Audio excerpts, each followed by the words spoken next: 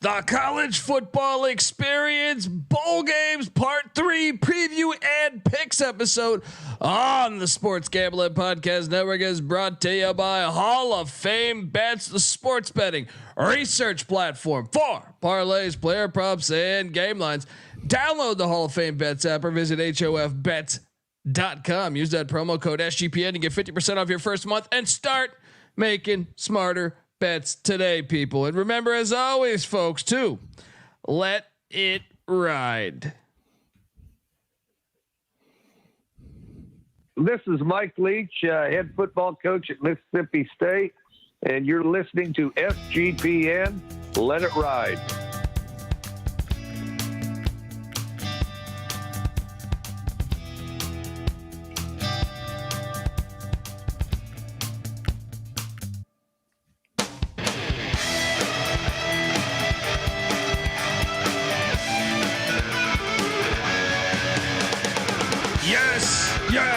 Yes. Woo! Welcome to the college football experience. Bowl season preview and picks part 3. The bowls. We keep bowling every fucking day. And yeah, it's a good time to be alive, as obviously nothing like watching Virginia Tech against Tulane with their backups and coachless in the pouring rain of Annapolis. My favorite fucking bowl game. Actually, I think App State, Miami, Ohio is my favorite game. But damn it, it was great watching it in football weather. Folks, if you're wondering who the hell you're listening to, my name is Colby Swig at Database Dan, aka Pick Dundee. That's not a pick. This is a pick. He was raised in the land down under, where a man thinks on his feet, speaks with his fists, and lives by his wits. When Dundee happened, he was a superstar. Probably drinking too much and celebrating too much and not sleeping. Would have killed a normal man, but no, that's gone. The medical advice I got from that was like being hit by lightning. Pretend it never happened and get on with your life. Woo! Folks, hopefully you're watching youtube.com/the college experience. Subscribe, tell a friend. You might think this season's coming to an end, but we talk college football year round here.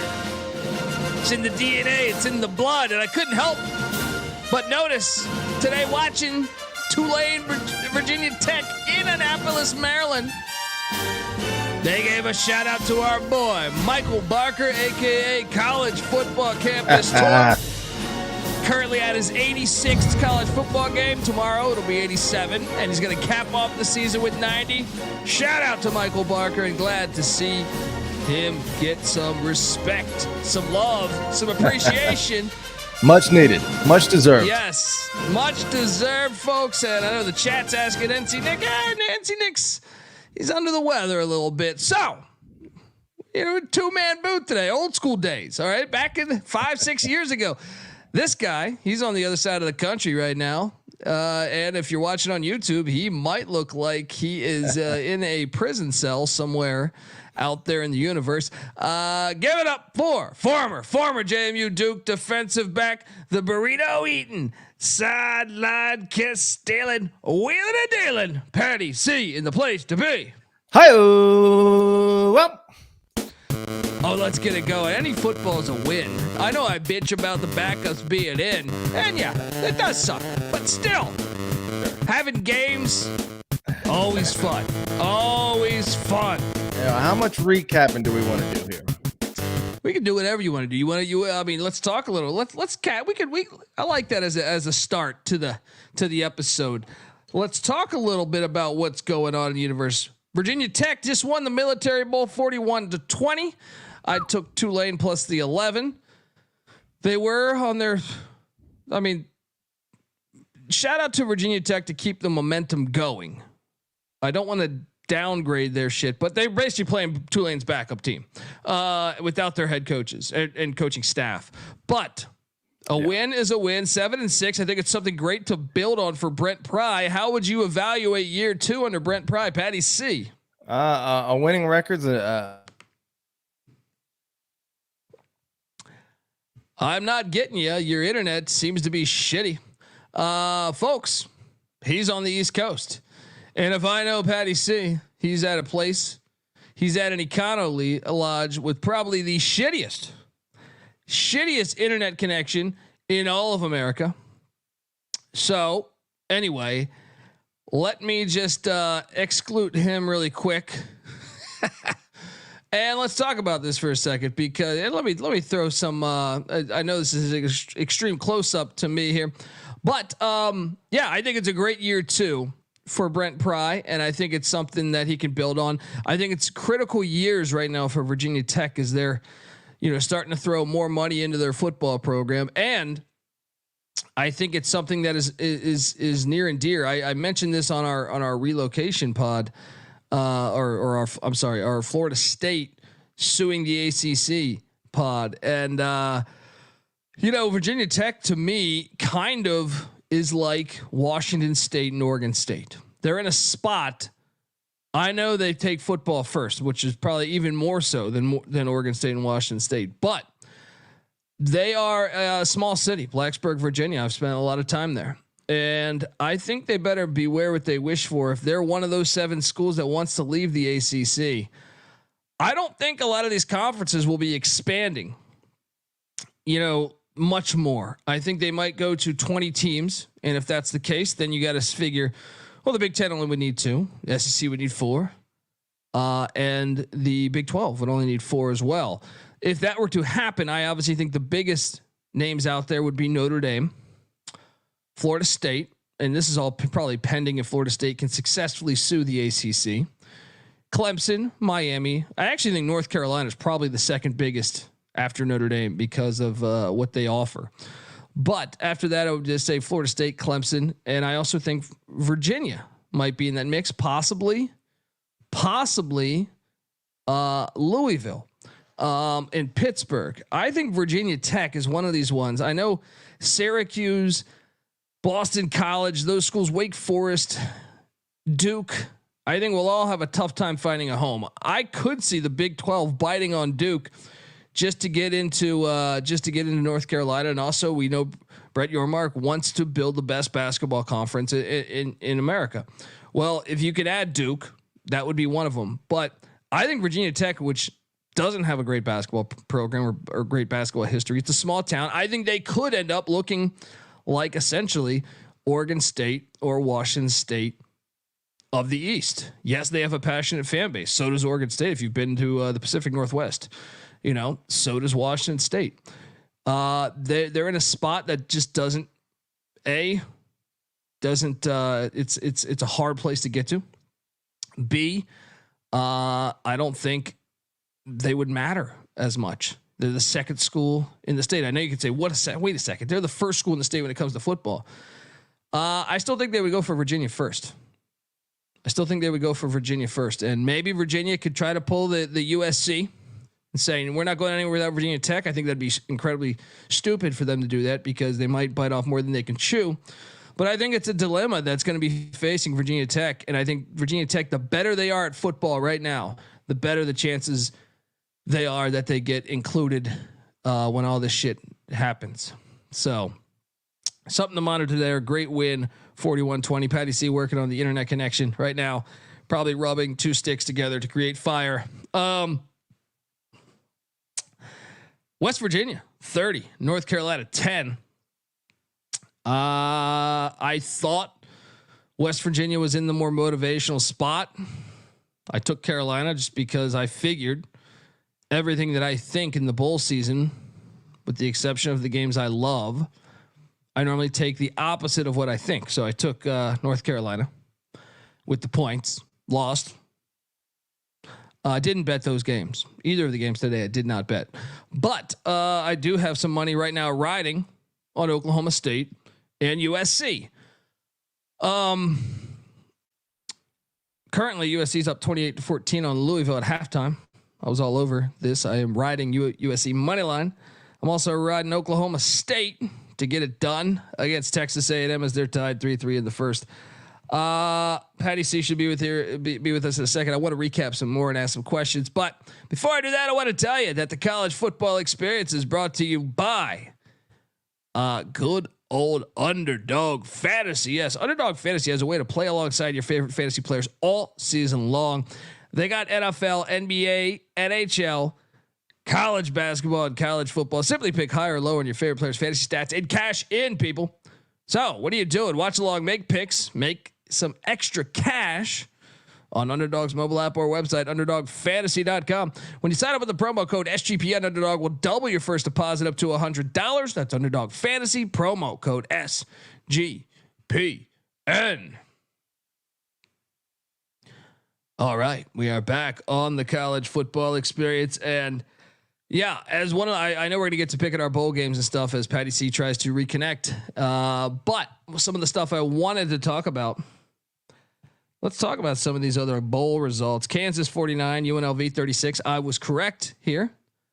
Kevin Nix in the chat says, is this Blackhawks live stream? Yes, it is. Check it out. We're going to have Jeremy Roenick on in a couple minutes here.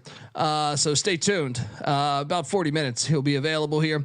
So stay tuned. But yeah, Kansas got it done against UNLV. Texas State drilled Rice. Big win for the Texas State program. As they, I don't know if you guys saw the headlines. They basically drank all the booze in the SMU stadium. Should be a lot considering SMU's, you know, I know they don't pack that stadium, but they got fuck you money. I feel like they should have a lot of booze sitting up there. But GJ Kinney doing an unbelievable job at Texas State year one. I'm very eager to watch them continue to build this thing. San Marcos, Texas. You know, it's a I think a fun little place. About an hour outside of San Antonio. So I would love to see this program get rolling. So.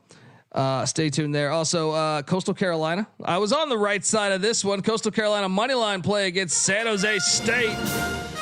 Let's fucking go.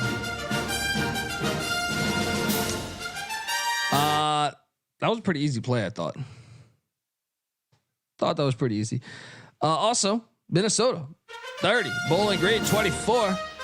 Cashed in there, and then I thought the best lock of the entire bowl season was the Air Force Falcons against James Madison as they got it done. We were also on Northwestern money line. We've had a pretty good bowl season. Now I did eat a big old bowl of shit by betting on Eastern Michigan. They lost by 49.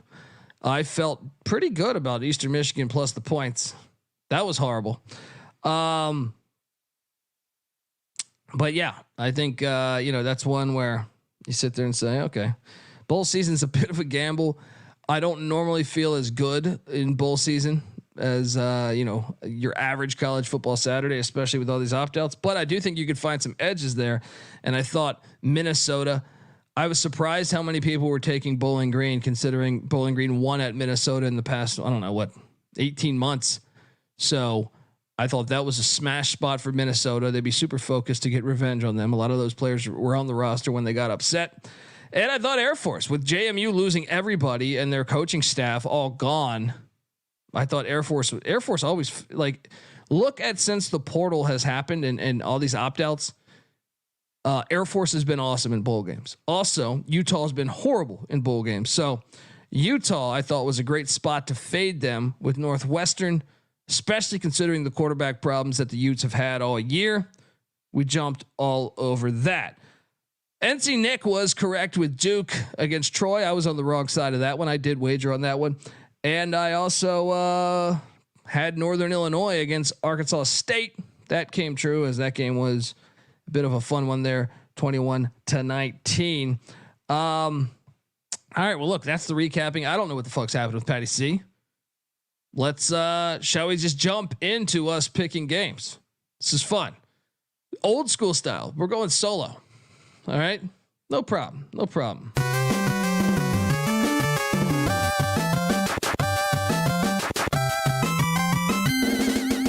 Yes. Let's jump into tomorrow's action essentially because we have a lot of games to pick here.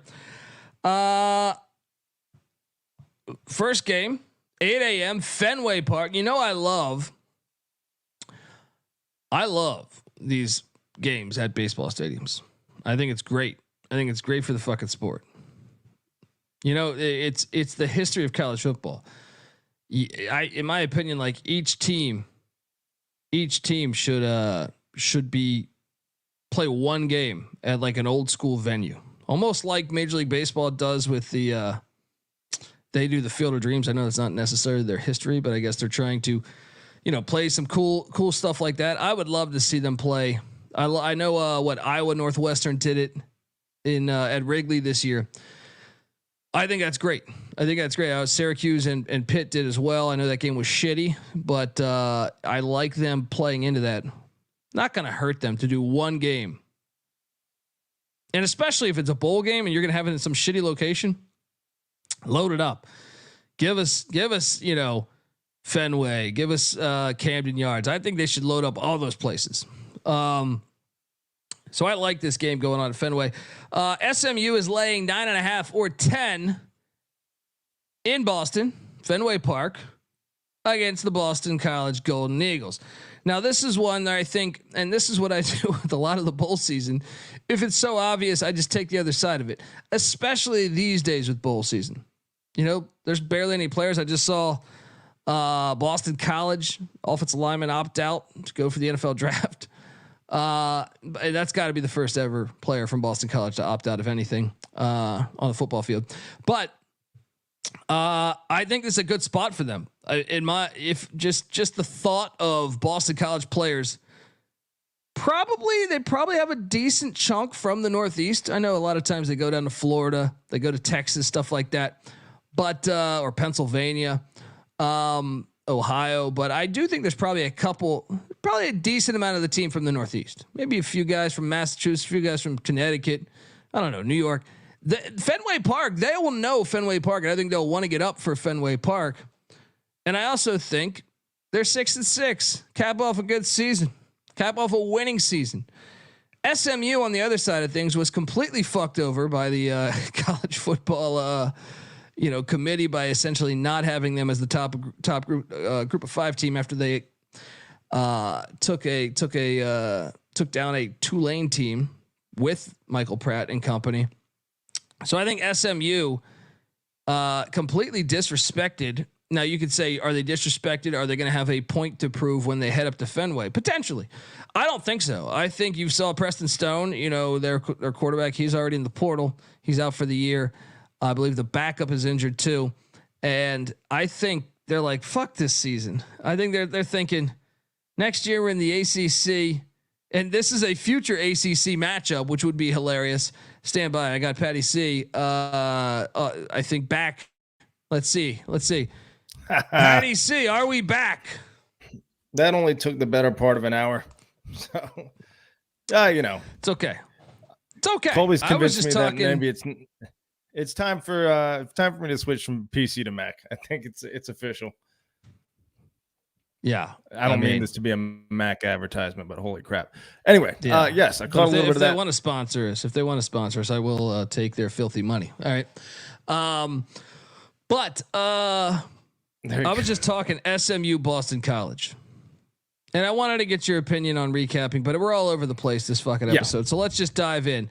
SMU, Boston College, Fenway Park. I love this game at Fenway Park. How do you feel about a college football bowl game? I think it honors the history of the sport by playing at some of these cool baseball stadiums.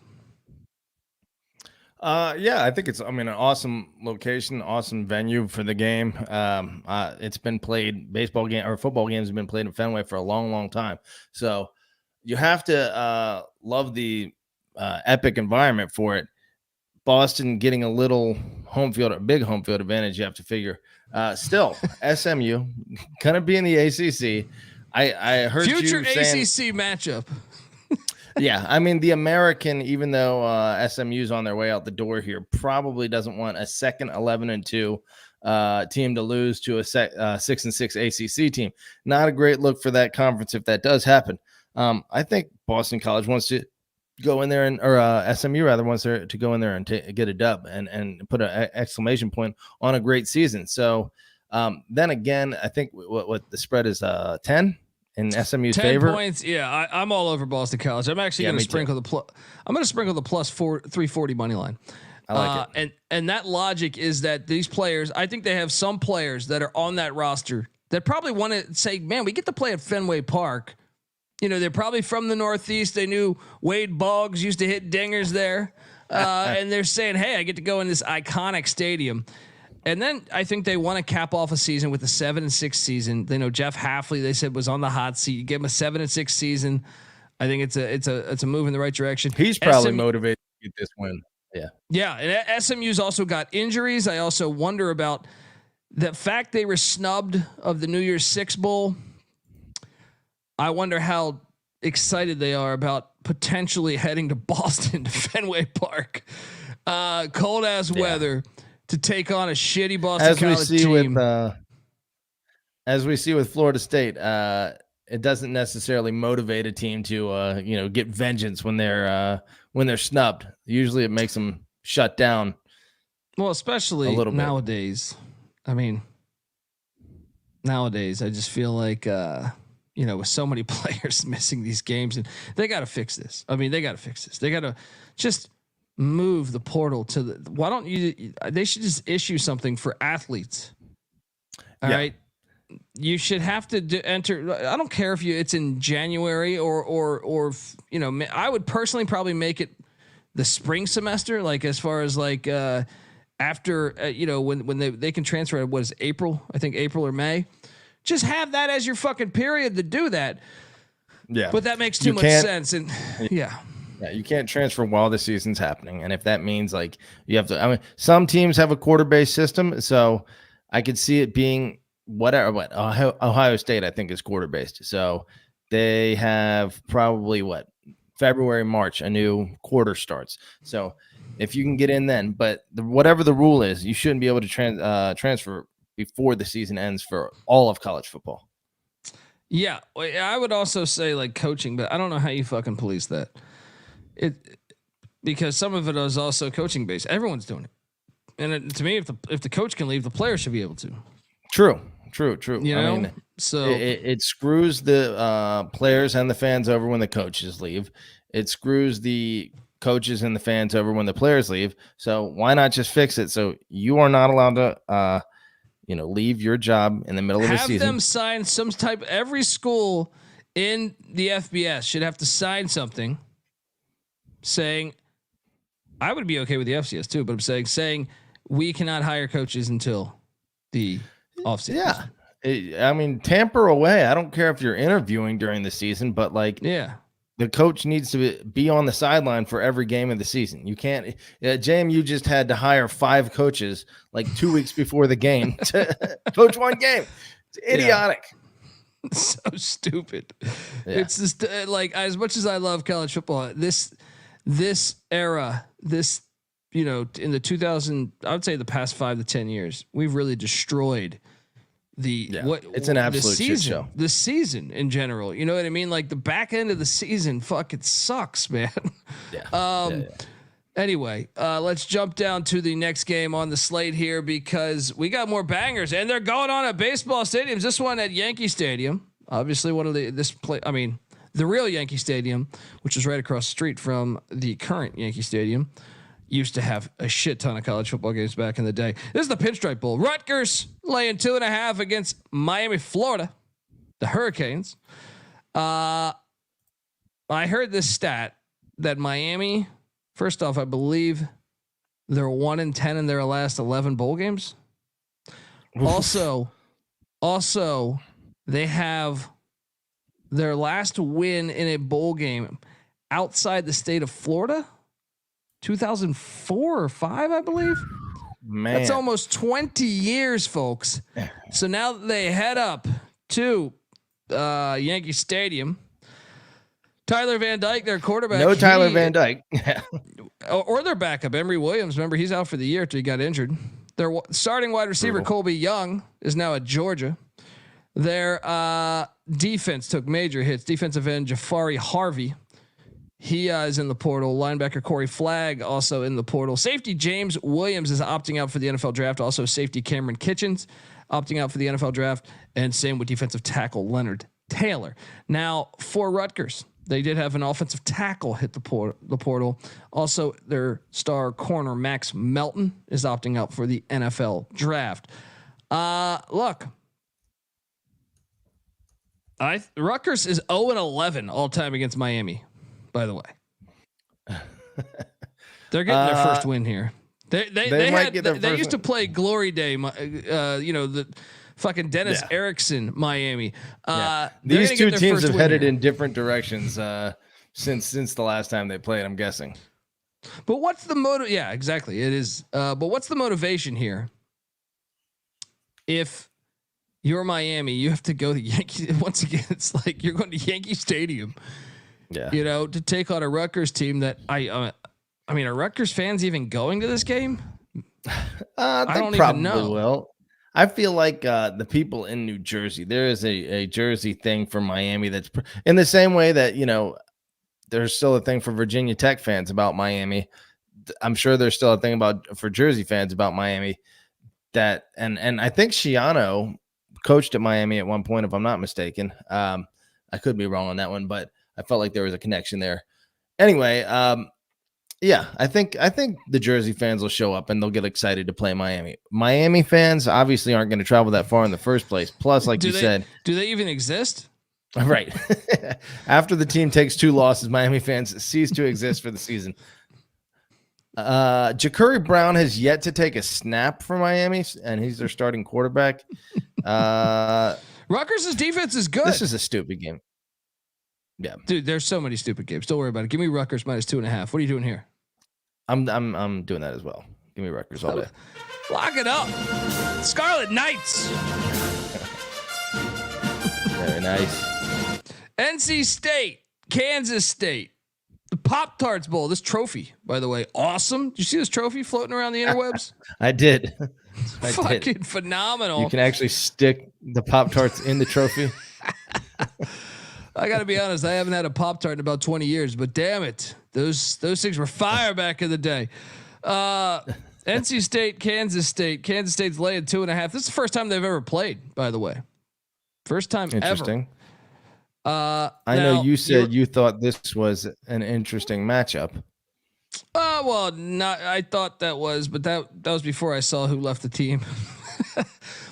So we know Brennan Armstrong's getting a start, the final college game of his career. Shout out to Brennan Armstrong.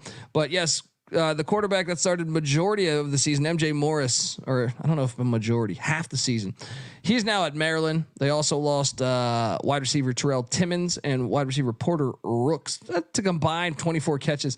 Offensive lineman Lyndon Cooper hit the portal, and same with defensive lineman CJ Clark. Now the other side of this is what Kansas State has lost. Quarterback Will Howard, their starting quarterback, he is in the portal, rumored to go to USC. We'll see if that works out. Running back Treshaun Ward, he's now at Boston College. Isn't he just at Florida State last year? Yeah. It gets worse, buddy, because wide receiver Phillip Brooks, who led the team in receptions, he's opting out for the NFL draft. And their star tight end, who I think could be a stud in the NFL, Ben Sinnott, he is opting out. Offensive coordinator he's Colin their, Klein, receiving leader. Yeah, offensive coordinator Colin Klein is now at Texas A&M, so they're without their offensive coordinator. Then the defensive side of the ball, and boy, did they get hit. Their secondary has 2 studs: Kobe Savage, 57 tackles, 3 interceptions. I believe he's now at Oregon. Cornerback Will Lee, 42 tackles, 6 pass deflections, 2 interceptions, forced fumble. He's now at Texas A&M. And defensive end Nate Matlock, who had 4 sacks on the season, is in the portal. So they're without a lot of their team. Yeah. I don't know how the fuck they're 2.5 point favorites, but get this. I know NC State. NC State always collapses. They always suck. When the spotlight's on them, when they should win a game, they fucking fold. So give me those Kansas State.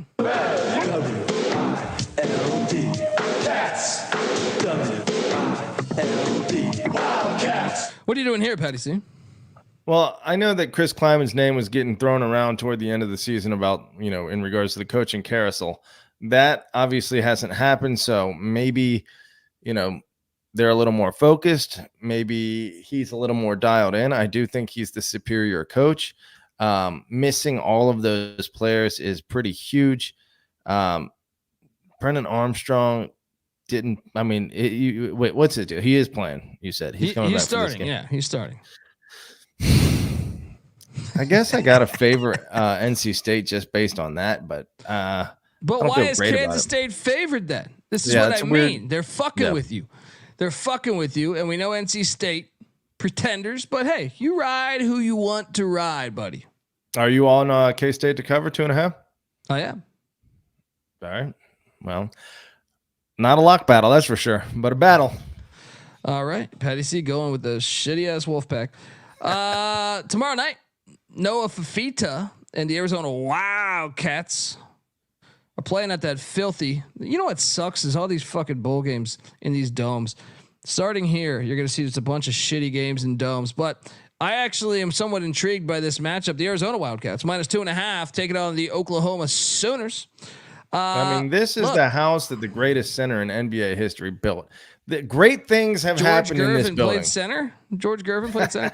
But I mean, this stadium sucks, and this game kind of lost a lot of its luster to me.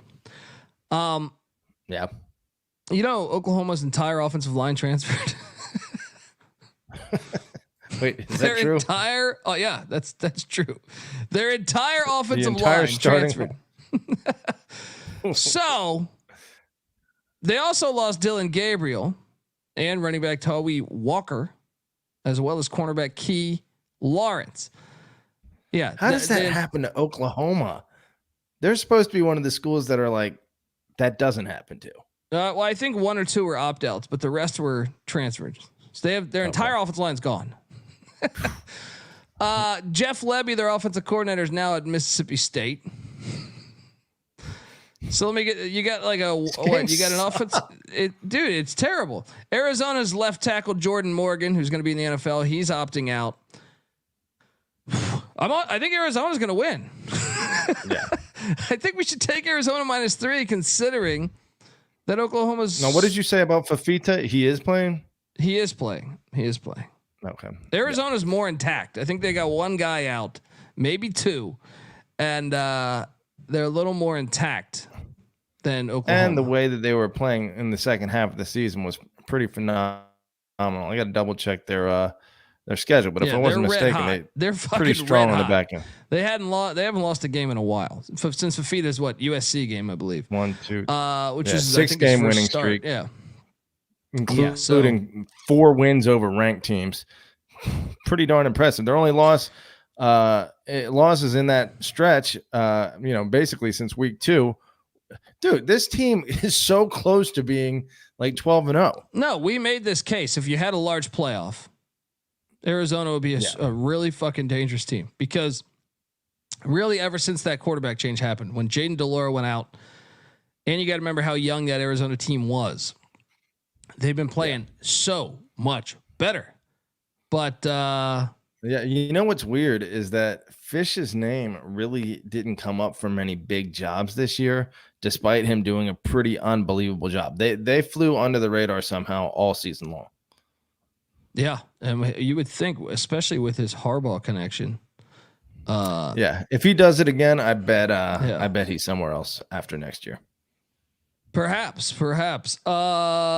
You're on the Wildcats. It's minus. I actually see it -2.5 right now too. If you're Swift, folks, get on over there. Grab that thing at -2.5. Odd to see Arizona favored over Oklahoma in a bowl game, but I think it's warranted. Oklahoma's going to have that crowd though, right? That's not a far trip, right?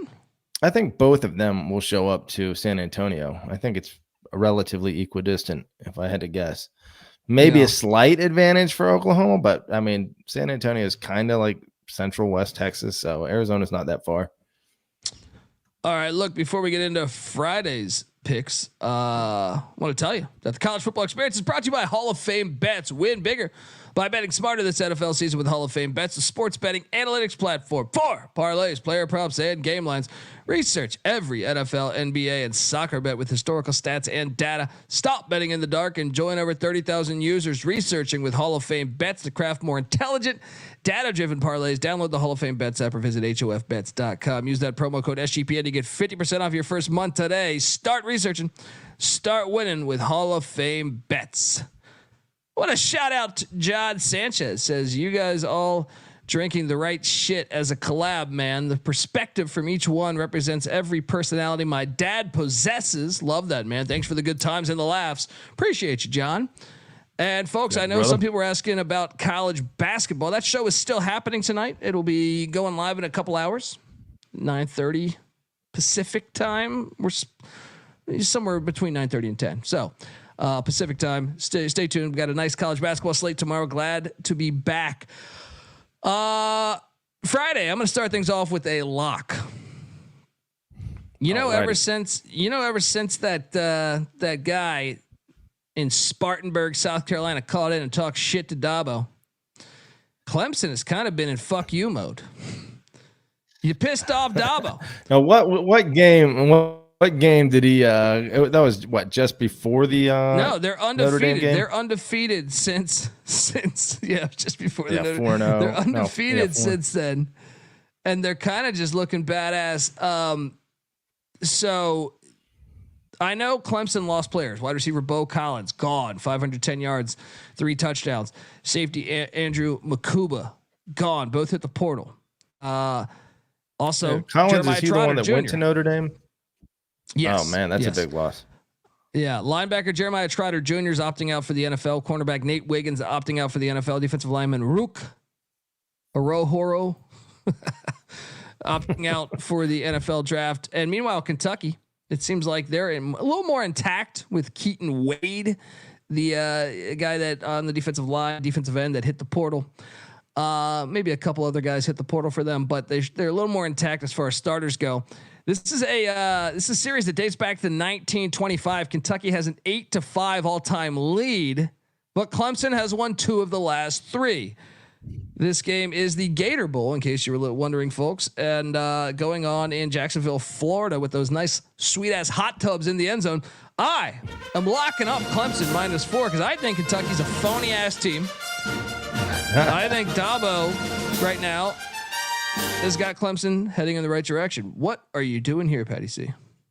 Well, they did have a common opponent pretty recently. South Carolina beat Kentucky, and then the next week Clemson beat South Carolina. Granted, neither game was a blowout. 3-point loss for Kentucky at South Carolina, and then Clemson got it done by 9, if I'm not mistaken. So I expect a somewhat competitive game. However, I agree with you that Clemson is better than 4 points, better than Kentucky. Jeremiah Trotter, I'm looking at these stats right now, led the team in tackles, sacks, interceptions, forced fumbles, and defensive touchdowns. It's kind of a big player to lose.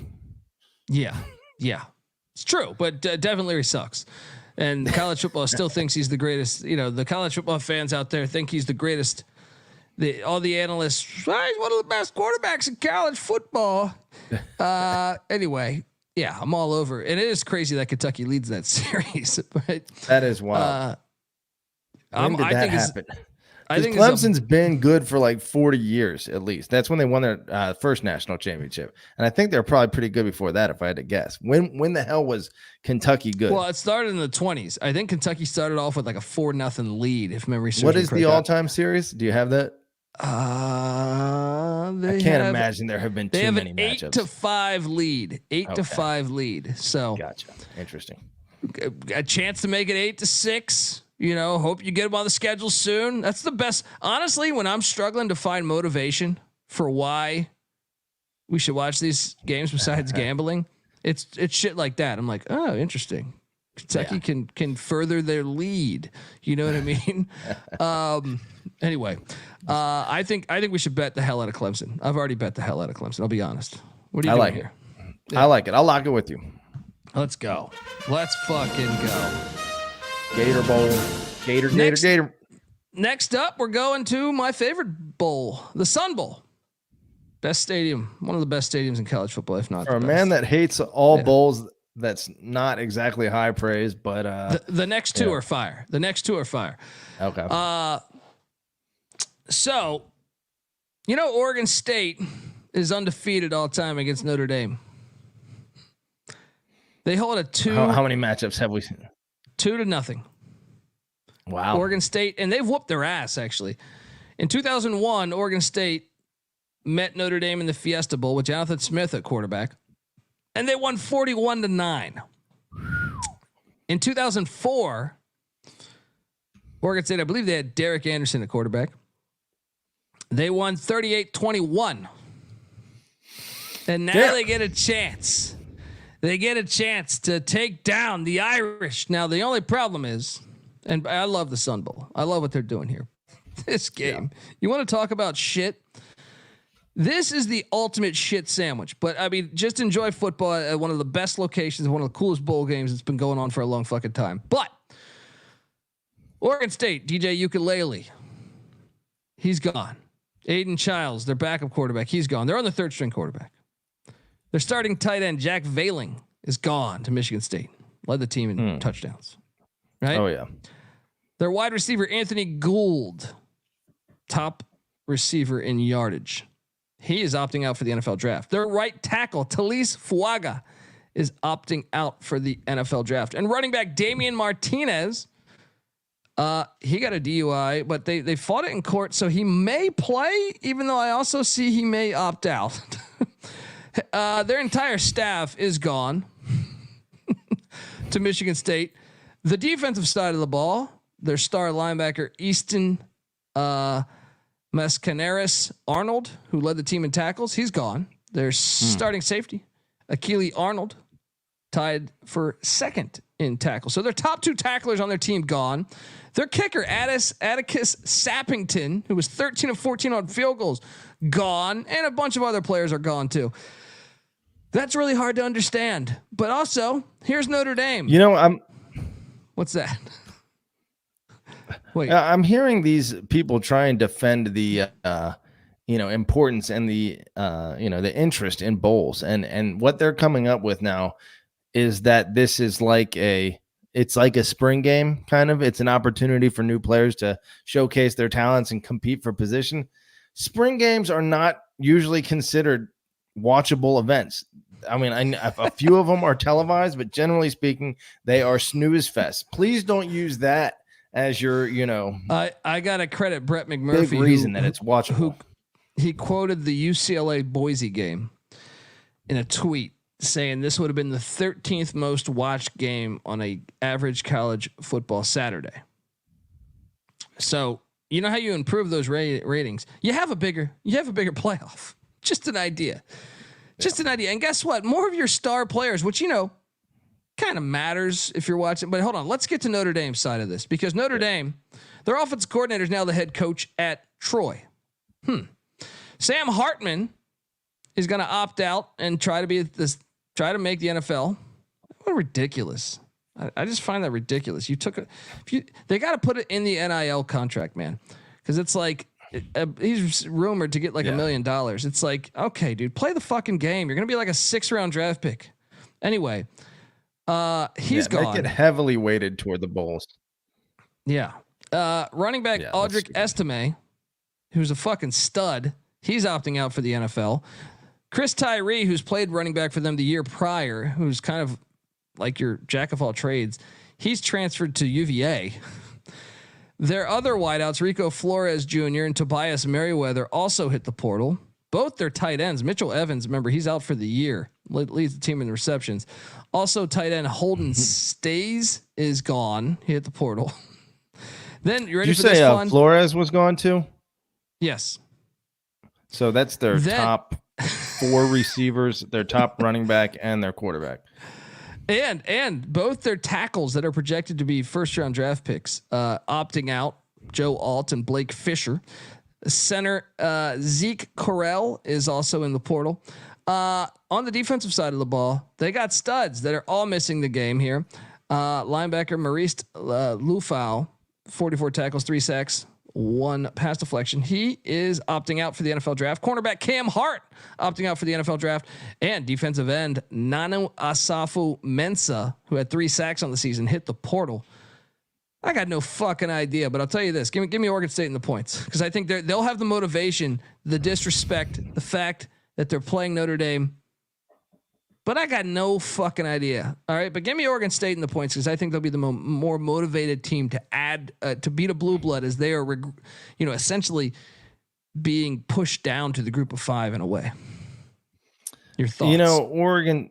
Oregon State, with exception to that Oregon game at the end of the year, their losses were by 3 points at Washington State, 3 points at Arizona, who we highlighted was a very good team, and 2 points against Washington.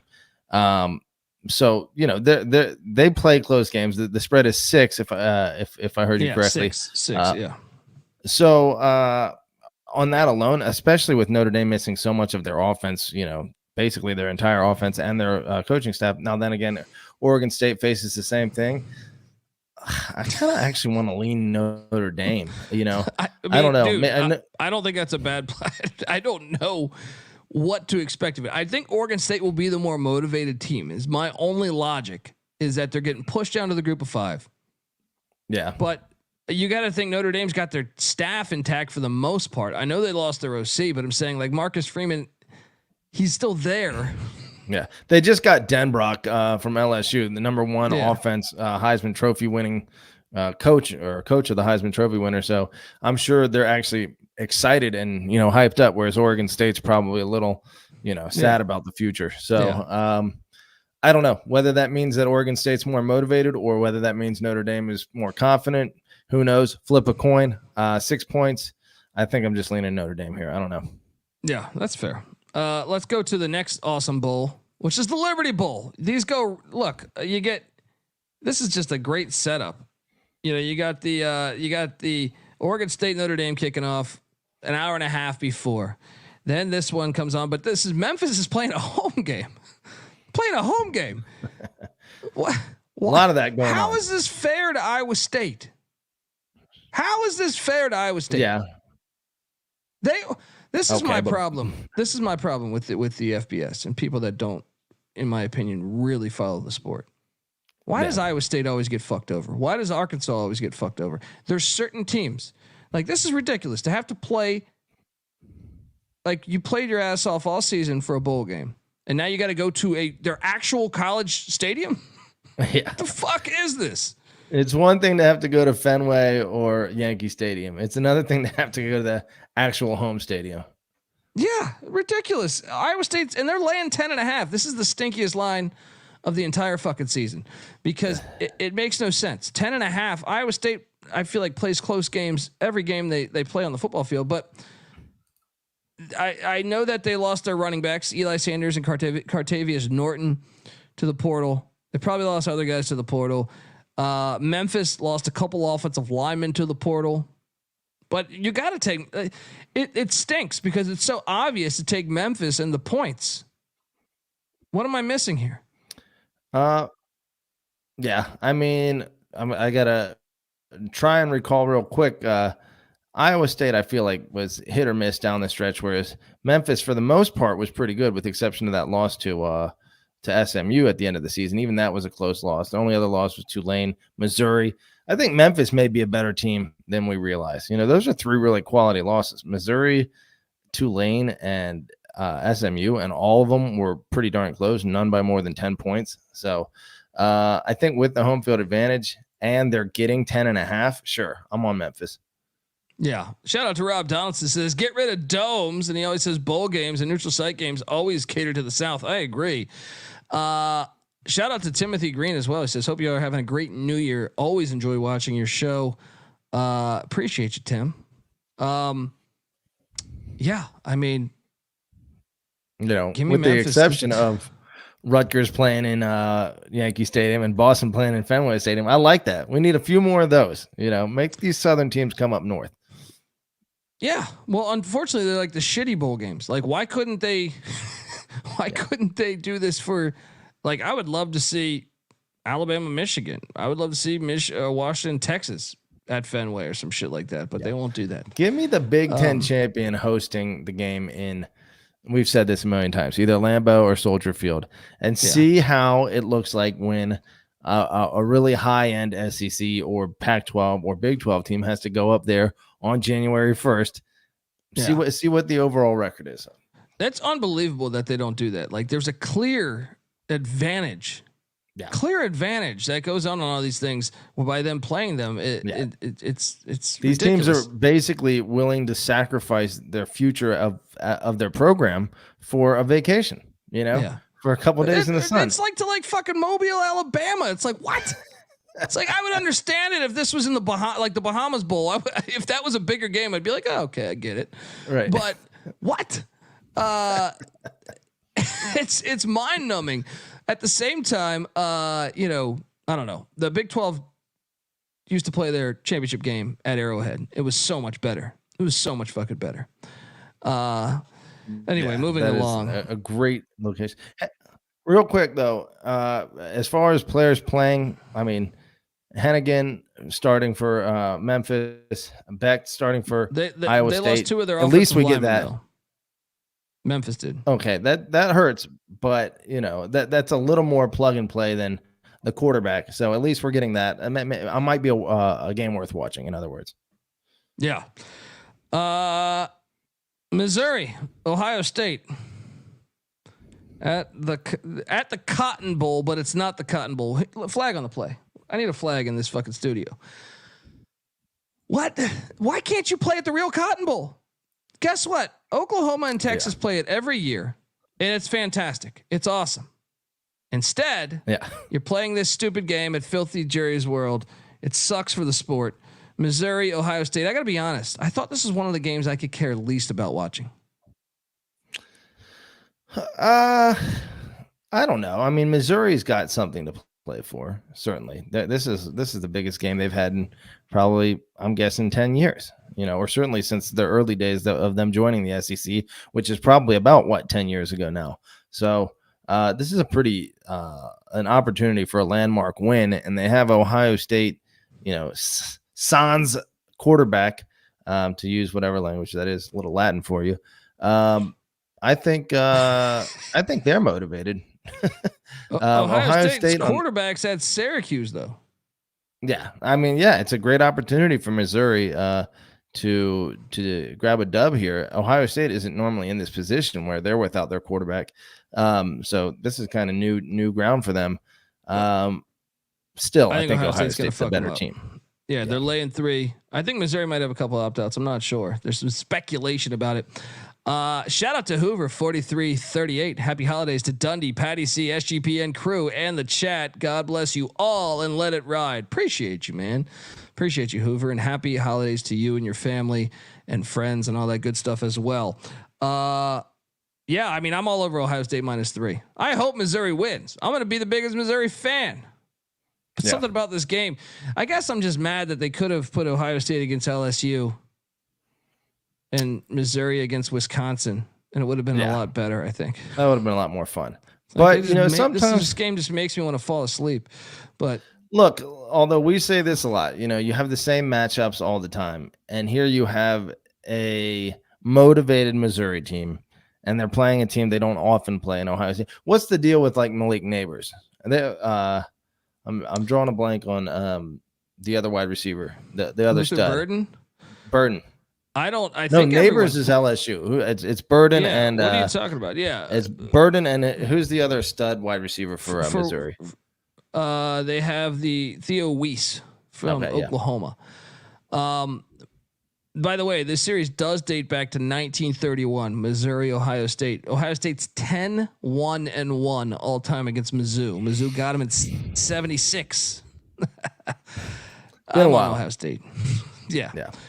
I mean, they haven't played since the 90s, to be fair, but we did see Travion Henderson expected to play, right? Yeah, I think a lot of their guys are playing. That's what I'm saying. They're going to win. Ohio State's going to win. Yeah. I hope I'm wrong. Go Missouri. All right. Amen. I just think it'd be cool for Missouri to say, "Yeah, fuck you, Ohio State. Let's build on this." But I don't know that will happen. Ole Miss is taking on Penn State in the Peach Bowl. Once again, this used to be awesome at Fulton County. I have a great memory of ECU beating NC State with Jeff Blake. Been a long time since this game was played there. Now it's at that filthy. I hate this game. Ole Miss, Penn State. Penn State's laying 4.5. Now there is a let's talk about the opt out scene here, because noteworthy that and by the way, Julian Fleming is also a wideout that is not available for Ohio State. He's in the portal. So Penn State has what? Chop Robinson is opting out. Their star left tackle Olu Fushanu is opting out. Tight end Theo Johnson, who was second on the team in touchdowns, opting out. I hear cornerback Kalen King, same situation, and obviously Mandy Diaz, their defense coordinator, is now at Duke. Ole Miss, I think, only has like one or two opt-outs. I think one of his defensive ends, Cedric Johnson. But that's good. I don't know. That's promising. I'm still taking Penn State minus 4.5. I got no fucking that hook idea here. Is a little bit of a concern. I will say this: I'm concerned that Ole Miss might be a little bit counterfeit because their games against ranked opponents. Yeah, I mean they lost by 2 touchdowns against Alabama. They lost by what, like 35 against Georgia. Those were like 2 of the 3 ranked opponents they played all year. The other team being Tulane, who didn't have their starting quarterback, and Ole Miss probably should have lost to. Penn State in their 2 losses to ranked opponents, they only played 3 ranked opponents. They whooped Iowa. They got close losses against Michigan and Ohio State. I think Penn State's the better team, but losing those players, they're definitely the one more affected by opt-outs. So that might give, and both these coaches always pay attention to the spread. I feel like these are 2 of the best coaches pay attention to the spread. I don't know. I don't have a good feel for this game. I'm on Ole Miss. I'm on Ole Miss to cover. Okay. Yeah. I took Penn State minus 4.5. Okay. Let's talk about, I think we rated this the worst bowl game of the entire bowl slate. Auburn taking on Maryland in Nashville. Yeah. I couldn't. This is Auburn leads the all-time series 2-1 against Maryland. I just couldn't think of a more boring game. Auburn, I think a lot of the guys are playing for them. I mean, obviously for Maryland, Tolia opted out. Their star cornerback Tarheeb still opted out. Leads the team in interceptions. Also their star tight end, Corey Dykes, second on the team in receptions. He hit the portal, and same with linebacker Jashawn Barham. So Maryland definitely the more affected team. But this line makes no sense. I would set this at like Auburn minus 11, 12. Because all of Maryland's team is gone. Yeah. And with the exception, I guess it's hard. Maryland was a little hit or miss down the stretch. Mainly miss. I mean, they finished 2 wins in their last 7 games. So losing a lot. But then the Michigan game was really close. They played them really well. So still, I would agree with you. I think you got to go Auburn here. Still, Auburn though had a lot of bed shitting too. They weren't exactly spectacular. I mean, getting rocked by New Mexico State. If every team was healthy, I think I would actually lean Maryland. I think I would lean Maryland. I would set it at like a 1 or 2 point spread. Auburn's a 7-point favorite, but I feel like they're definitely gonna have the crowd too. Maryland doesn't give a shit. Yeah. Auburn fans care, you know what I mean? But it's like, I mean, when you consider that Maryland squeaked by Nebraska, Maryland they lost 6 of their last 7. Yeah. No, they suck. They're a shitty team. Yeah. But Auburn's been a pretty shitty team with the exception of the Bama game. Yeah. I'm on Auburn. You know what? I'm on Auburn. I'm on Maryland because the line doesn't make sense to me. Like I said, I think this should be 12, 13. It doesn't make sense. Yeah. So give me Maryland plus 7. Don't bet this fucking game. All right, Georgia, Florida State.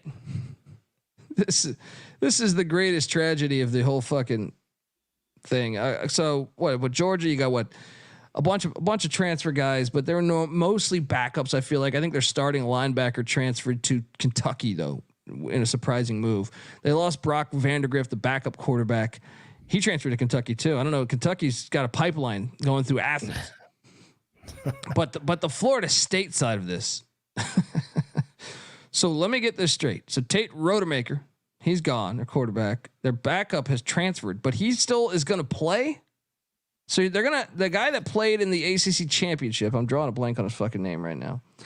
Pull it up. I'm forgetting it too. He's terrible. I mean, he's young, but he's terrible right now. It's tough to really judge a guy. Glenn. Yeah, Brock Glenn. That's it. Now he's in the portal though. He's in the portal, but he's going to play. So the third string quarterback. Now they have since lost. Get this. This is why we got to do something. Trey Benson, their starting running back, 14 touchdowns on the season. He's gone, opting out for the NFL draft.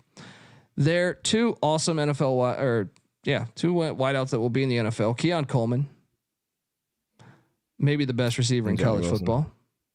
Johnny Wilson, and their star tight end Jaheim Bell, all opting out. Their offensive tackle Bless Harris hit the portal.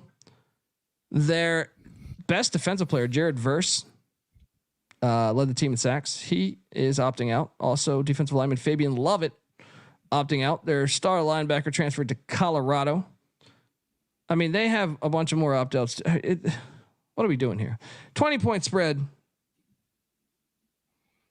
Yeah, I mean, Lundy, probably one of the better players on that defense too. Third in the team in tackles. I mean, all of their defensive players that are opting out. Yeah, 9 sacks is not easy to just replace. They're not going to replace Jared Verse. This game is maybe like the ultimate game in terms of highlighting that the playoff needs to expand. And the fact that it's going on the door. This game absolutely fucking sucks. I don't even think I'm gonna watch it. Like, I mean, I don't know. This game sucks. It's just they've taken. This would have been an awesome game. This is why the playoff needs to be. You know bigger. what it does? Yeah. It's so disappointing because, whatever. I mean, I guess with Florida State leaving or all the players leaving, then the ESPNs and the Kirk Herbstreits of the world can't say that Florida State was beaten by Georgia at full strength. But they do get to say they beat them, and they probably get to say they beat their ass. So, you can't really even flex that. Now, if Florida State were somehow with all their backups to beat Georgia, who's like almost at full strength, then that would be a great opportunity. The problem is the drop off, man. The drop off is so bad. We're talking about a Florida State team that wasn't very good. And if it was Rodemaker, like I've actually seen him be good in a game before. Sure. But to go to the freshman third stringer who's also in the fucking portal, how much are you really paying attention? How many reps, how many first team reps did he get too? Because Rodemaker declared like a day or two ago? Yeah. Maybe 3. Yeah. Like, I don't know. It's a disaster though. Like I can't think of it's just I don't know. I mean, 20-point spread. Yeah. For number 5 versus number 6. Georgia, the higher ranked Georgia call off the dogs. I actually, in a way, kind of hope Georgia wins like 52-0. Just because Florida State's, suing the ACC with all their Saudi money. Georgia, by the way, leads the all-time series 6-4, 6-4-1. There was a tie out there. Florida State though was won 4 of 5 against the Georgia Bulldogs. The game is in Florida. That might help. Probably a home crowd down there in Miami for the the Seminoles.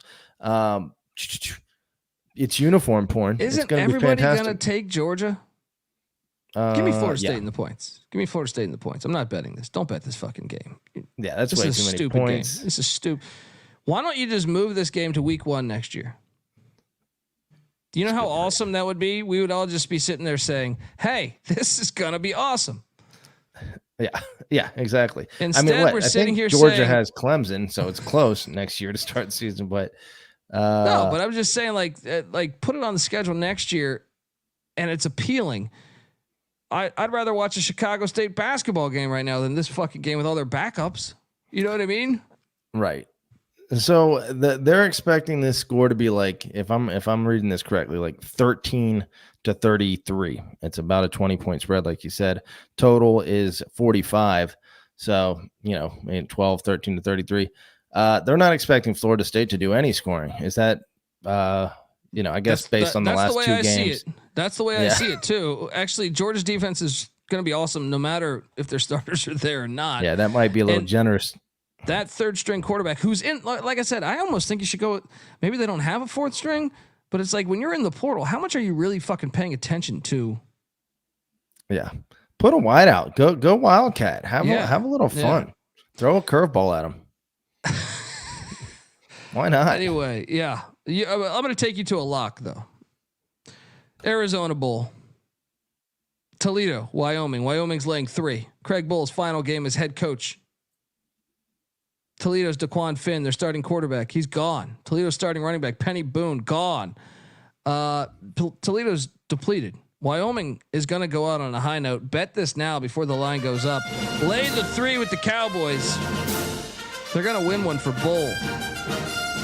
What are you doing here, buddy? I like your line of reasoning. I thought about that myself.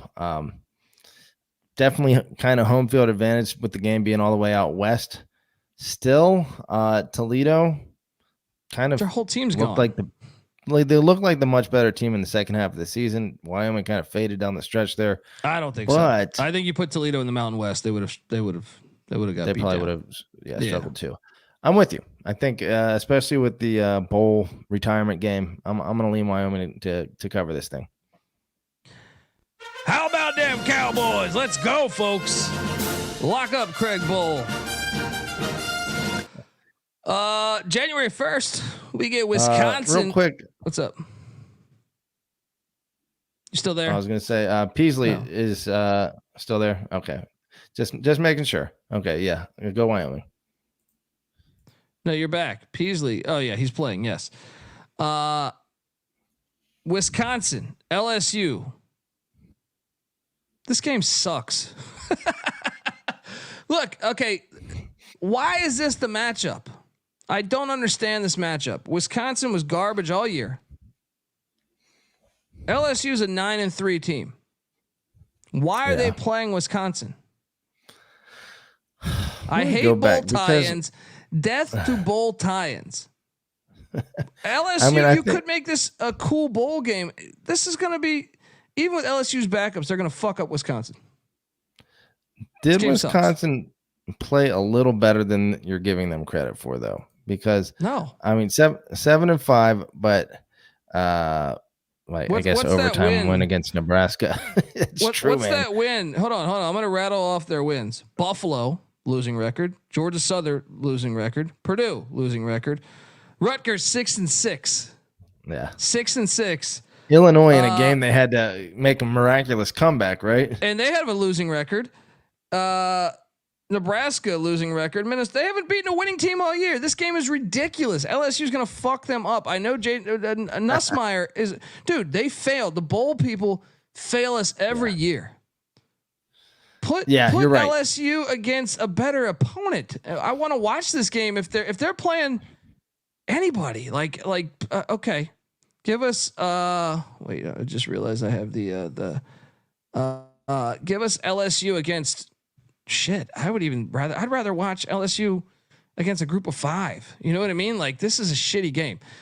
Give us LSU SMU. LSU SMU would be fun. That'd be great. Yeah. That would be a great game. And then give us Boston College versus Wisconsin in the old that's what Fenway should Bowl. happen. Yeah. I feel like those two teams are How do they fail at this so much? It's like they can't get one fucking thing right. How do I love a sport that fucks it up so much? Anyway, Wisconsin, obviously, the opt-out situation. Let's go through this. So Wisconsin, Braylon Allen's opting out.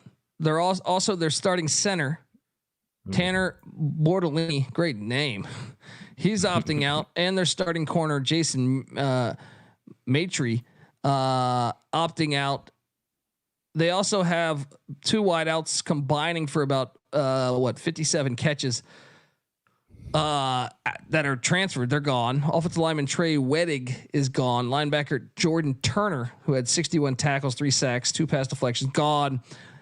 And their quarterback situation, obviously Mordecai's gone. I mean, and then LSU, we have Jaden Daniels. We know he's out. Do we know? I mean, Nussmeier only he's a stud, 51% completion. He is a stud. No, I was impressed with his physical I watched him tools. 2 years ago, and yeah, I think he's a stud. LSU -10 is my play. I think Wisconsin, they don't belong in this fucking much game. of their offense. That's so much of their offense not to have Jaden Daniels. Do you feel and Denbrock is Denbrock even coaching there now? Coordinator. Yeah, I don't even know. I didn't even check on that, but I just think Still, I mean, Wisconsin's they're not worthy to be in this bowl game. In my I opinion. agree. I mean, from a talent standpoint, LSU way better, but both teams missing their starting quarterback. LSU was 9-3, and LSU they had a good year. If Daniels doesn't get injured, maybe they even beat Alabama in the second half. The second half. Remember, he got knocked out of the game. Yeah, they're a top program. Wisconsin is like a fucking 5 and they should be playing. Who was shitty in the SEC? They should be playing Kentucky or Auburn. You know what I mean? What are we doing? What are we doing here? This is a stupid game. Yeah. Having said that, LSU -10. 3 losses. Oop, I think I just lost you there. Are you back? No. LSU's 3 losses. What? Florida State, Bama. Who's the third one? And Ole Miss. So that's a combined 3 losses between their 3 opponents. Those are very respectable losses. Yeah, this is a night and day thing. This is gonna be an asshole. We don't need to watch it. How do they even set that? How is no one questioning why the fuck this is a game? It's got to be bowl tie-ins. Death to bowl tie-ins. Anyway, let's keep it moving. Screw this game. Yeah. Lie at Quest Bowl. Iowa, Tennessee, the Citrus Bowl. This game potentially hilarious because you have the final Brian Ferentz game. So I was intact. All they lost was Deontay Vines, who had 12 catches on the season, which is probably their leading receiver. But I know I was beat up. One of the things that's remarkable, and everyone loves to shit on Iowa, is they went 10-3. But if you really knew the backstory of them going 10-3 with their starting quarterback, Cade McNamara, out for the year after week 3.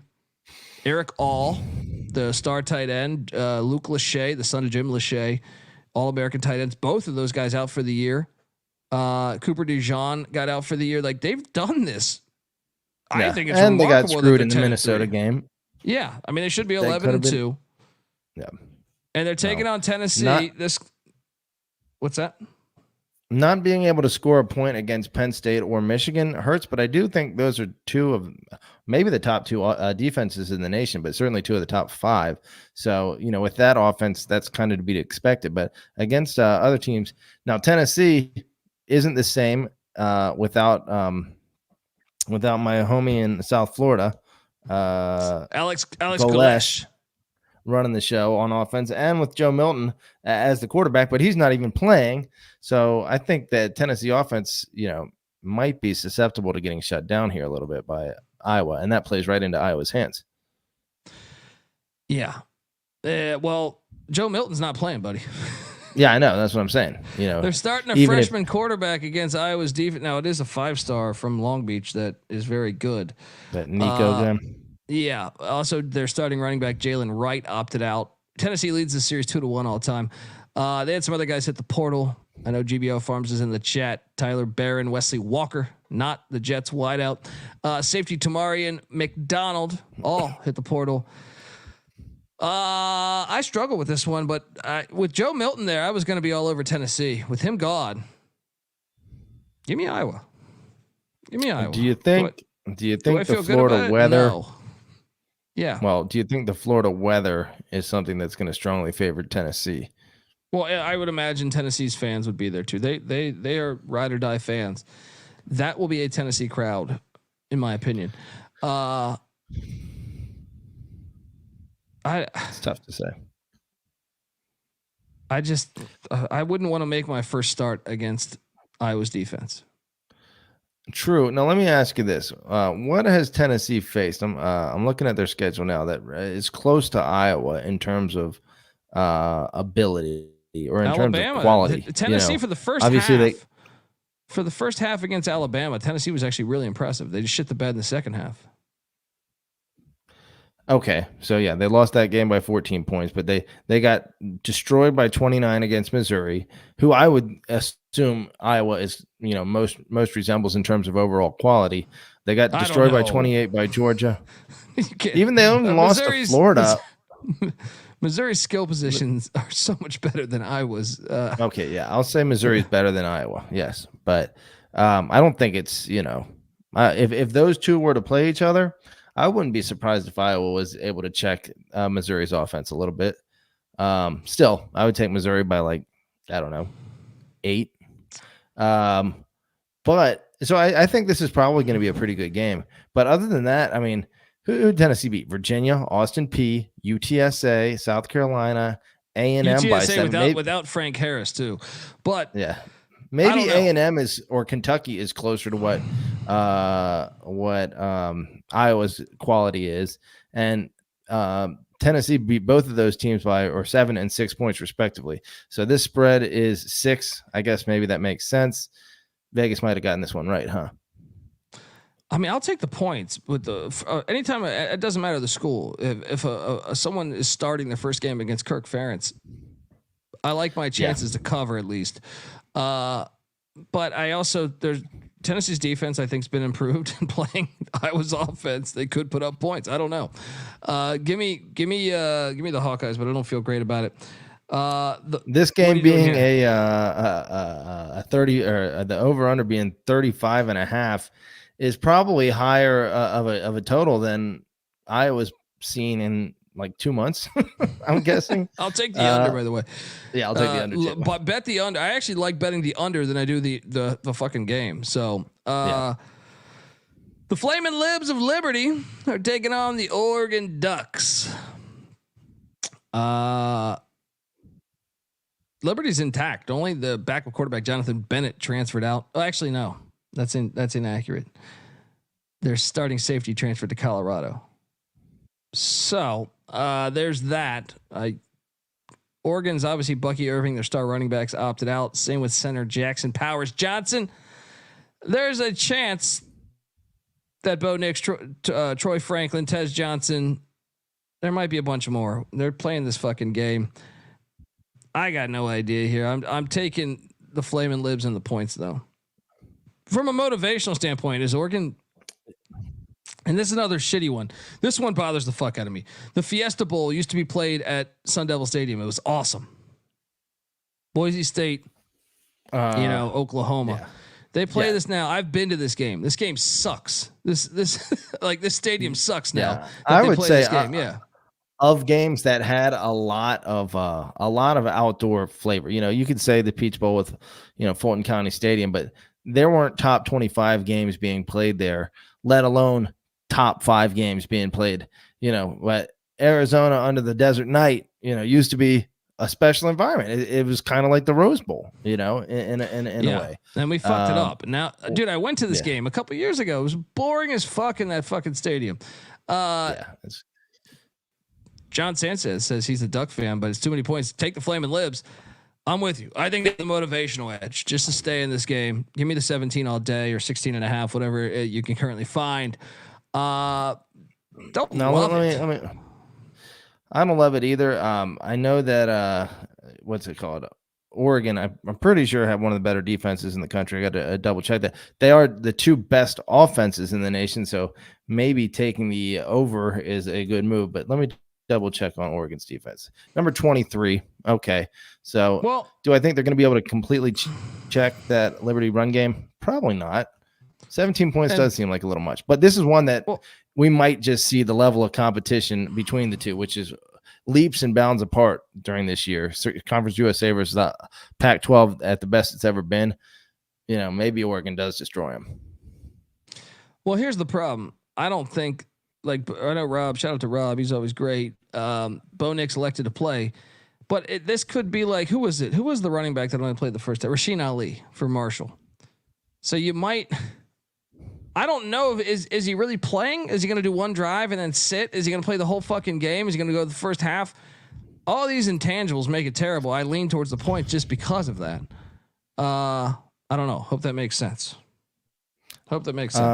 Jimmy Chadwell has he? What are the biggest games he's coached in before? I'm curious if he's ever, as a coach, faced a team of this quality. Probably that and how he's BYU done. game during COVID. That was Yeah.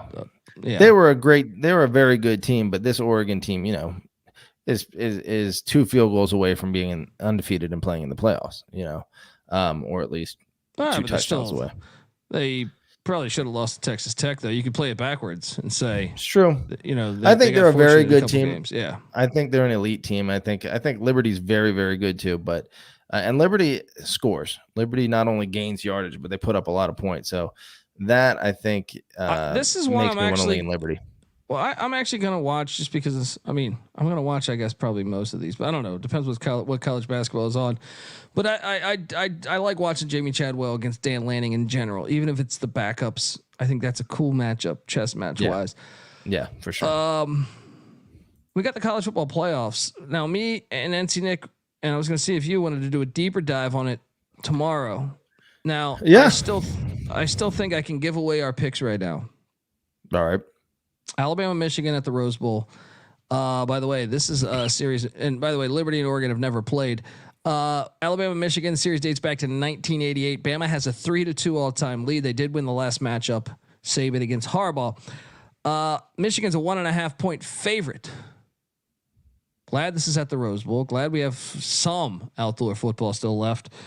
I still think Washington should have been in this game and they got hosed, but yeah. Michigan -1.5. I lean Michigan. I'm excited. This is an awesome game. As much as I have been negative about who the fuck's in the playoff, it is a fantastic game. I'm excited to watch it. Michigan -1.5 is what I lean, but I kind of think it's anyone's game, and the line kind of reflects that as well. What are you doing here, buddy? I have to agree with you. I think that I'm very, let's be honest. I think you're a lot more comfortable with Alabama being this super dynasty. They are, always there. They're automatic. And so to me, I'm very sick of that. I would much rather watch Michigan win this game. In terms of the hateability of both of these programs in general, historically, Michigan is probably the more hateable program, but I do love Harbaugh, so I'm rooting for them. I hope that doesn't impact my thought process, but I just think Michigan's been the far more consistent team all year. I think they've been building for this. They've been building for this. What scares me,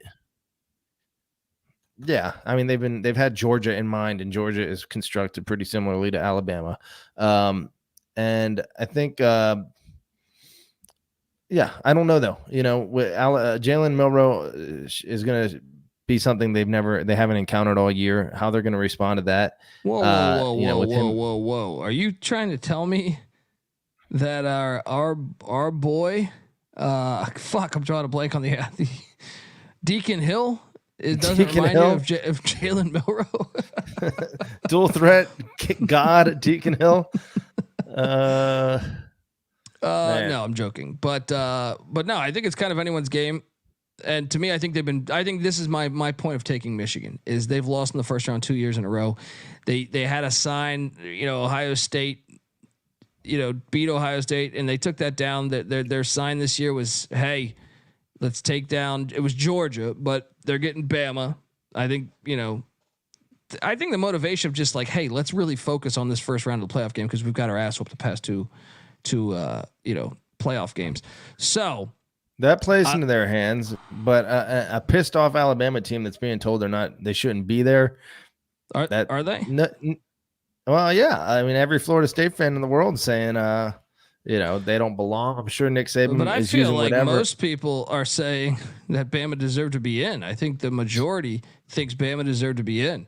I think we're one of the only ones that are saying, yeah. There's enough bulletin board material for Bama out there to use for Nick Saban to take advantage of. Look, I think it's going to be a great game. Do I think the Rose Bowl environment favors one team over another? Barely, not really. I think it's, I think it's neutral. Pretty fair. It'll be 50-50 probably. Or I don't know. Michigan will probably have a slight edge. I just think Michigan is a more balanced and predictable team, and they've been able to consistently establish a lead. And then, I think at times Michigan has put their foot on the accelerator and push into the 50-point level. But generally speaking, they've been pretty comfortable establishing. Ohio State. I think Ohio State might be better than Alabama. I think if you look at the results throughout the year, they suggest Ohio State's better than Alabama. Ohio State pushed Michigan and could have easily won that game. But still, the fact that Michigan came out on top. I think Ohio State's better at the skill position players than Alabama, though. Yeah, with the exception of Milroe. I mean, maybe the quarterback play, though, overall could be in Ohio State's favor, but I would take Milroe. Still. And GBO Farms is right. Michigan's without, some of their offensive line. Yeah. But I don't know. I feel like I said, I don't feel strongly that Michigan will win this game. I lean Michigan just because of I will be betting on Michigan just because I think third time's a charm, losing in the first round. But which team? That would be bad for Harbaugh. Although he hasn't been great in bowl games traditionally. Let me ask you this: if one team is going to get blown out, which team will it be? Out of just between Michigan and Alabama, who has more potential to just lay a lemon? I would say Michigan. Michigan has more potential to get blown out. That's pretty obvious, I think, though. I don't know if I agree with that. I think Alabama's been so hit or miss that if Michigan comes out firing and Alabama isn't firing on all cylinders, it could get ugly. But with history, speaking, I think I agree with you that Alabama is more likely to, come out and shock Michigan and, But I just feel like we've seen Alabama get down. I feel like Auburn had to lead. Michigan, we haven't really seen get down early all year. Yeah, not at all. So that could be a different scenario for them to have to deal with in the bowl game. Still, all that said, I'm with you. I'm leaning Michigan. What's that spread again? That's 1.5. So basically, I mean, yeah, I don't even think Vegas knows. Yeah. The other game in New Orleans, so it will be a Texas crowd. Texas, Washington. I know we're going to do a deeper dive on this tomorrow. Subscribe to the College Football Experience, but I lean Washington's getting 4.5 points. I'm all over Washington. I think it's a money line play. I know people will say I've been fading Texas all year. Fair. But this is my real point to all of that is that they've played 7 backup quarterbacks. They have played very bad passing quarterbacks. Texas, where's my stat here? They are the 93rd pass defense in the nation. They haven't played quarterbacks that can exploit that, in my opinion. Right. And even one of those 7, I believe JT Daniels got knocked out of. I think Washington, and here's my favorite angle. I think Kalen DeBauer is a much better coach than Steve Sarkisian. Giving him a month to prep, that's what I love. Yeah. So yes, I understand it's going to be a Texas crowd. That is a little concerning, but I definitely think I'm on Washington on the money line here. I've already bet this. I think they can exploit their weak secondary. Now, at the same time, if I'm drawing up a blueprint for Texas to win the game, establish the run, keep the ball out of Penix's hands, bleed that clock. Yeah. Jonathan Brooks, I'm sure Texas has plenty of talented backups that are able to tote that rock. I tend to agree with your analysis there. I think one difference, Texas's loss to Oklahoma, I think was largely based on Oklahoma's pace. I think Oklahoma was able to, when they pushed the rock, have Texas off balance and move the ball fairly well. I don't know that Washington has that as much, but Washington does have pace at their disposal too. I think schematically they'll dice up Texas's defense. Like you said, Texas. I also think Penix's legs. Dylan Gabriel, I think, rushed for like over 100 yards against them. With giving DeBauer a month to prep, I think watch for Penix's legs to play a bigger role than normal this season. Yeah, I mean, as far as the spread, what do we got there? It's 4 points in Texas' favor. Maybe a little bit of recency bias. Obviously, destroying Texas Tech by 50, and then in the Big 12 championship, Oklahoma State by 4 touchdowns. That looked great. Meanwhile, Washington hasn't had a more than a 10-point victory in what? Yeah, but that's why I like them. Is the super experienced quarterback play since September 23rd. They have been playing very close games for 2 straight months. But that's why I like them. That's why I like them in a way. Like if it's a close game, do you have faith that Quinn Ewers will make the right read? I don't. I have faith that Michael Penix, who's been in college since fucking Clinton administration, I feel like that's honestly, I think a huge, advantage for Washington is the experience of Michael Penix. And to me, I like Kalen DeBauer with a month to prep. I think Steve Sarkisian, although at times can scheme you up, I do think he's been a flawed head coach in a lot of big games. Yeah. And I think there's a huge advantage to Kalen DeBauer getting a month to prep. Let me ask you this.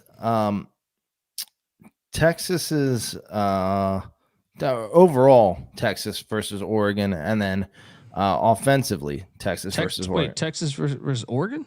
Yeah. I mean, obviously Washington, I feel like, from what are we talking about here? a composition. Well, I'm giving you like an opponent that, the only real opponent that I can compare to Texas from a ability to control the trenches, I would say, which is a very important factor in these games, is Oregon. They've been a dominant team in the trenches, number 2 offense in the nation. Obviously, like I said, Texas number 17. And so the fact that Washington was able to beat a similarly constructed Oregon team twice in close games, granted one of them being at home, I think bodes well for Washington to win outright, if not at least cover. I know they don't care about covering, but the fans do. Still, I think I feel like I'm leaning Washington, and it's exactly what you're saying. I think DeBauer scheming up and the secondary kind of being Texas's weak point is ideal for Washington, and then playing on turf probably favors Washington a little bit. Or in a dome. I think that's fair. We're gonna do a deeper dive on the Invitational tomorrow, most likely. Maybe on Friday. Stay tuned. NC Nick has been under the weather, so we will do a deeper dive before we get to those games, folks. We are grateful that everyone has been rocking with us all year, and some of those people for years. They've been with us for years, and we want to definitely shout them out as well. Appreciate everyone tuning in. Give Patty C a follow on Twitter at PattyC831. NC Nick, who's not here, is on Twitter at NC__NICK. I'm on Twitter at TheColbyD. The College Football Experience is on Twitter at TCE on SGPN. And YouTube.com/The College Experience. Subscribe, please, if you can. Got some downtime over the holiday weekend here. Give us a 5-star review on iTunes. We are always grateful of that. And don't worry, we are going to break down even after the season. I know we still got the national championship, the FCS national championship. But even after all this, we're going to do a deeper dive on all the schedule releases. Big 10 and SEC are already out. Big 12, I think, is coming in a couple weeks. And Daquan, shout out to Daquan. The basketball show should be about 10 p.m. Pacific. Until next time, folks, this is the College Football Experience. You better start thinking about yours. And we out of here. Run and shoot. We can really run and shoot.